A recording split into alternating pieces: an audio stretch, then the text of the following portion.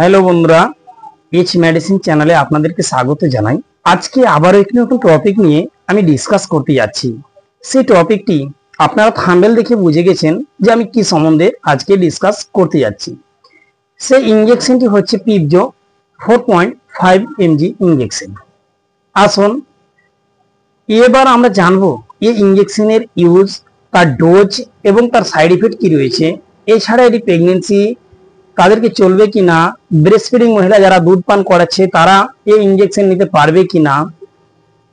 এবার জেনে নেব যে এই ইনজেকশন যাদের লিভারের সমস্যা রয়েছে তারা এই ইনজেকশন নিতে পারে কিনা, এবং যাদের কিডনির সমস্যা তারা নিতে পারবে কিনা, এবং যাদের হার্টের সমস্যা রয়েছে তারা নিতে পারবে কিনা, এবং এই ইনজেকশনের সাথে কোন মেডিসিন বা কোন ইনজেকশন চলবে না, এই বিষয়গুলো আজকে ভিডিওর মধ্যে আমি ডিসকাস করব। তার আগে আপনাদের কাছে রিকোয়েস্ট, আপনারা অবশ্যই চ্যানেলকে সাবস্ক্রাইব করে রাখুন এবং ভিডিওকে লাইক শেয়ার কমেন্ট করতে ভুলবেন না। আসুন এই পিপজো 4.5 মিলিগ্রাম ইনজেকশন, এই ইনজেকশনটি মূলত কি? অ্যান্টিবায়োটিক ইনজেকশন, এবং এই ইনজেকশনের মূলত কাজ হচ্ছে ব্যাকটেরিয়াকে কিল করা। তারপরে আমরা জেনে নিব যে এই ইনজেকশনের মধ্যে কি কি কন্টেন্ট, অর্থাৎ কি কি সাল দ্বারা এটি গঠন হয়েছে। এর মধ্যে দুইটি সাল রয়েছে, সেই সাল দুটি আমরা জেনে নিব সেটি কি কি সাল রয়েছে। সেই একটি রয়েছে পিপ্রাসিলিন, সেটি হচ্ছে 4000 mg বা 4000 মিলিগ্রাম। আর একটি রয়েছে টাজোভেক্টাম, যা হচ্ছে 500 বা 500 mg। এই দুটি নিয়ে গঠন হয়েছে পিপজো ইনজেকশন। আসুন এবার আমরা জানবো এই ইনজেকশনটি মূলত কি কাজে ইউজ হয়ে থাকে। এই ইনজেকশনকে বলা হয়েছে এটি একটি ব্যাকটেরিয়াল এজেন্ট।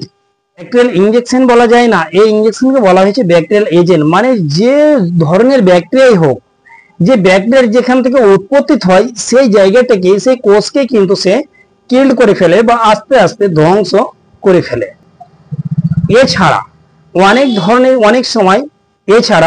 অনেক সময় যখন কোনো অপারেশন করার পরে সেই জায়গাটাতে ব্যাকটেরিয়াল ইনফেকশন হয়ে যায়, সেই ক্ষেত্রেও কিন্তু সেটি ভালো কাজ করে, কিংবা সেই ব্যাকটেরিয়াকে মেরে ফেলে দেয় বা কিল করে।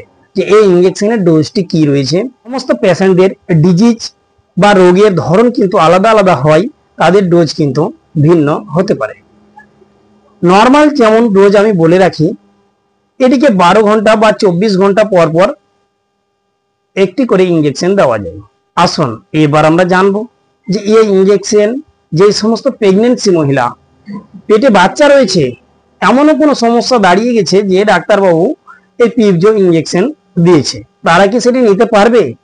তারা নিতে পারবে, কিন্তু তার যদি এই পিপজো ইনজেকশনের কিছু সংখ্যক সাইড ইফেক্ট দিক রয়েছে সেগুলো যদি না দেখা দেয় তাহলে তারা নিতে পারবে। এবার যারা ব্রেস্ট ফিডিং অর্থাৎ বাচ্চাকে দুধ পান করাচ্ছে, ধরুন যে সিজার করে বাচ্চা হয়েছে, এই অবস্থায় এই ইনজেকশন দিয়েছে, সেই ক্ষেত্রে কিন্তু এই ইনজেকশন তারা নিতে পারে, তাদের কিন্তু কোনো সমস্যা হবে না, কিংবা শিশুরও কোনো সমস্যা হবে না, নিরাপদ রয়েছে তাদের জন্য। এবার জানবো যাদের কিডনির সমস্যা, তাদের হালকা ক্ষতি দেখা দিতে পারে। যাদের লিভারের সমস্যা রয়েছে তাদেরও কিন্তু সামান্য ক্ষতি কিন্তু দেখা দিতে পারে। এবার যাদের হার্টের সমস্যা তাদের জন্য কিন্তু কোনো ক্ষতি নেই। যারা হার্টের পেশেন্ট রয়েছে, আগে থেকে যদি কোনো পেশেন্ট লিভারের ডিজিজে আক্রান্ত হয় তাহলে তারা কিন্তু এই ইনজেকশন নিতে পারে, কিন্তু তাদের হালকা ক্ষতি রয়েছে। কিডনির ডিজিজে তাদেরও কিন্তু হালকা ক্ষতি রয়েছে, এবং যাদের হার্টের ডিজিজে আক্রান্ত বা রোগে আক্রান্ত তাদের জন্য ফের নিরাপদ রয়েছে। সাইড ইফেক্ট কি কি হতে পারে, এই ইনজেকশন নেওয়ার পরে বেশ কিছু সাইড ইফেক্ট লক্ষ্য করা যেতে পারে। মাথা ব্যথা, মাথা ঘোরা, এছাড়া ডায়রিয়া, বমি বমি ভাব, কোষ্ঠকাঠিন্য, ত্বকে ফুসকুড়ি, এই সমস্ত সমস্যা দেখা দিতে পারে। আমরা জানবো যে এই ইনজেকশন কোন সমস্ত মেডিসিনের সঙ্গে চলবে না, ওই সমস্ত মেডিসিনের সঙ্গে চলবে না।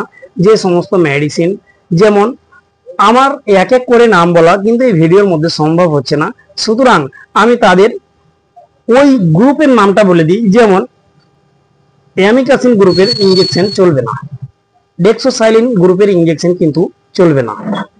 এছাড়া চলবে না মেথোট্রেক্ট ইনজেকশন, এই গ্রুপের ইনজেকশনের সঙ্গে চলবে না। এছাড়া চলবে না, ওয়ারফেরিন ইঞ্জেকশনের সঙ্গে কিন্তু এটি চলবে না। তাই আপনাদের কাছে রিকোয়েস্ট, আপনারা যখনই কোনো মেডিসিন ব্যবহার করবেন ডাক্তারের পরামর্শ নেবেন, তারপরেই ব্যবহার করবেন। ভালো থাকুন, সুস্থ থাকুন, আসি পরে ভিডিও আবার দেখো।